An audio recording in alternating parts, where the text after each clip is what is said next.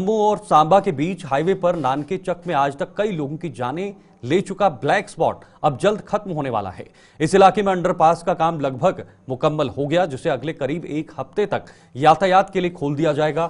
इस इलाके में पिछले साल सड़क हादसे में एक युवक की उसकी शादी की दूसरे दिन ही अपने दोस्त समेत दर्दनाक मौत हो गई थी। यहां आए दिन कई हादसे पेश आने से अंडरपास के काम में गति लाई गई थी, जिसके बाद अब शुरू होने से हादसों में लगाम लगाने का अनुमान लगाया जा रहा है। तो हाईवे पर अंडरपास का काम लगभग मुकम्मल हो रहा है और जो तस्वीरों में आप देख रहे हैं, क्योंकि यहां पर हादसे लगातार हो रहे हैं, उसके चलते ये अंडरपास का काम किया जा रहा है। ऋषि खजूरिया सांबा से हमारे सहयोगी हैं। ऋषि, अंडरपास का काम कहां तक पहुंच चुका है और ये भी बताया जा रहा है कि बहुत जल्द ये लोगों के लिए समर्पित कर दिया जाएगा। देखिए, बिल्कुल शीतल, आपको बता दें कि एक ब्लैक स्पॉट जो कहा जाता है जम्मू पठानकोट नेशनल हाईवे का नानक चक का स्ट्रेच, हाईवे का स्ट्रेच, यहाँ पर कई कीमती जानें चली गई है। पिछले साल आपको याद होगा कि बड़ी ही बेहद दुखद घटना सामने आई थी जब एक नवविवाहित दूल्हे की यहाँ पर जो मृत्यु हो गई थी। तो उसके बाद से हमने लगातार देखा कि सड़क हादसों में गिरावट नहीं आई, क्योंकि कारण इसके पीछे का ये है कि जो रेलवे ब्रिज है नानक चक का, इसके नीचे वाला जो रोड स्ट्रेच है वो सिंगल स्ट्रेच है, यानी दायरा कम है, ट्रैफिक कंजेशन काफी ज्यादा हो जाती है और आमने सामने आ रही गाड़ियों की टक्कर हो जाती है, टकराव हो जाता है, जिसके चलते कई बड़े हादसे पेश आए, लोग जख्मी हुए, कई लोगों की जानें चली गई। लेकिन इससे पहले जो साथ में अंडरपास का काम शुरू हुआ था पिछले 10 से 12 साल पहले, वो काम अधर में लटका।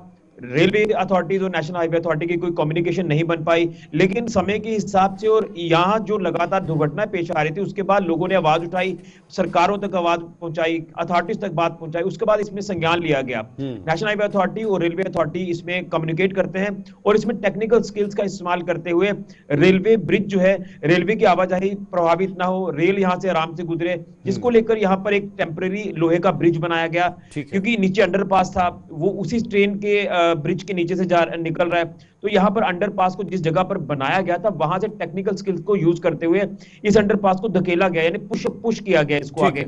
और आज इस स्टेज पर काम पहुंच चुका है कि अंडरपास का काम कंप्लीट है, फाइनल टच इसको दिया जा रहा है और आने वाले दिनों में सिंगल ट्यूब पर आपको चलना होगा। अभी तो आप एक ही ट्यूब पर आवाजाही दोनों तरफ की हो रही है, जो कि हादसों का कारण है। अब आपको सांबा के लिए अंडरपास से निकलना है, कठुआ के लिए अंडरपास से होकर आपको गुजरना है और जम्मू के लिए उस ट्यूब से निकलना है। यहां से आप ये तमाम गाड़ियां गुजरती देख रहे हैं। तो दोनों तरफ को दोनों अलग अलग ट्यूब्स मिल जाएंगे, सांबा के लिए और जम्मू के लिए। तो सड़क हादसों में काफी गिरावट आएगी और लोग भी धन्यवाद कर रहे हैं कि एक लंबे अरसे से जो काम पेंडिंग था, उस काम को आज अमली जामा पहनाया जा रहा है। और मुझे लग रहा है कि विद इन वीक्स टाइम जो है यहाँ पर ट्रैफिक को सुचारू कर दिया जाएगा, क्योंकि जैसे मैंने कहा कि फाइनल टच जो वो दिया जा रहा है, कंक्रीट सड़क यहाँ पर तैयार की जा रही है। जब भी सरकार कोई काम करती है तो वो किसी उद्देश्य से करती है, जनता के हित में करती है। तो अगर ये कदम उठाया गया है तो क्या उसका उद्देश्य पूरा होगा, यानी हादसों को रुकावट के लिए या हादसों को कम करने के लिए? देखिए, ऑब्वियस सी बात है, जिस तरह से कारण मैंने आपको बताया कि हादसे का कारण यही था कि सिंगल स्ट्रेच, सिंगल रोड थी और यहां से गाड़ियों की रफ्तार काफी तेज होती है। तो कई बार गाड़ी चालक गाड़ी के ऊपर नियंत्रण नहीं रख पाता, क्योंकि इसके पीछे कारण यह है कि दोनों तरफ एक शार्प कर्व है। जब आप कर्व से गाड़ी डाउन करते हैं तो वहां गाड़ी जो वो कई बार अनियंत्रित हो जाती है, जिसके चलते हादसे होते हैं। तो ऑब्वियस सी बात है, जब आपको अपना दायरा मिल जाएगा, आपको जम्मू अगर जाना है तो आप अपनी लेन में होकर आपको आगे जाना है। सामने से गाड़ी कोई आने का खतरा जो है वो टल जाएगा, क्योंकि गाड़ी सामने से नहीं आएगी। और इस तरह से सांबा की तरफ गाड़ियां मूव करेंगी, कठुआ की तरफ मूव करेंगी, तो जो टकराव का एक डर रहता था, वो टकराव का डर अब दूर हो जाएगा।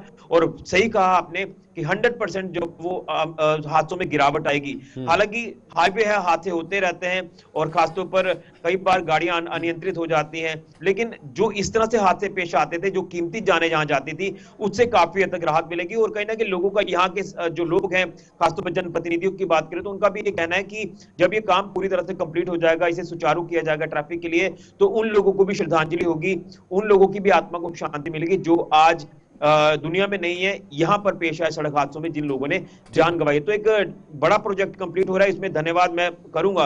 हालांकि देर आए दुरुस्त आए, इसमें रेलवे अथॉरिटीज का भी धन्यवाद करते हैं, नेशनल हाईवे अथॉरिटी और खासतौर पर एमपी साहब या यहाँ की जो एलजी साहब हैं जम्मू कश्मीर यूटी के, उनको भी हम धन्यवाद करते हैं कि उन्होंने कहीं ना कहीं लोगों के दर्द को समझा है और यहाँ इस मुकाम पर पहुंचकर इस काम को आमली जमा पहनाया जा रहा है। आप देख रहे हैं कि पेंट वर्क यहाँ पर किया जा रहा है, कंक्रीट बेस सड़क यहाँ पर तैयार हो चुकी है, दोनों तरफ जो वो काम किया जा रहा है। और एक चीज आपको इंपॉर्टेंट बता दूं, नानक चक जो एरिया है, नानक चक एक गांव है। अब आप ये भी सोच रहे होंगे कि गांव में जाने के लिए लोगों को कहां से एंट्री लेनी है, कहां से एग्जिट होना है, तो उसके लिए भी 2 रास्ते दे दिए गए हैं। अगर आपको सांबा कठुआ की तरफ जाना है तो आपको एक लिंक गांव के अंदर से ही दिया गया है और दूसरा लिंक जम्मू से जब आप नानक चक गांव में एंटर करेंगे उसके लिए भी एक दूसरी तरफ लिंक दे दिया है। कुल मिलाकर ऋषि ये कहा जा सकता है कि सड़क एवं परिवहन मंत्रालय जो है वो लगातार काम कर रहा है और उसका सीधा फायदा आम लोगों को पहुंच रहा है। बहुत बहुत शुक्रिया आपका ऋषि हमारे साथ ज्वाइन होने के लिए और ये जानकारी के लिए। बहुत महत्वपूर्ण जानकारी थी। जो अंडरपास बनाया गया है उससे लोगों को सुविधा तो मिलेगी, लेकिन साथ साथ जो हादसे हो रहे थे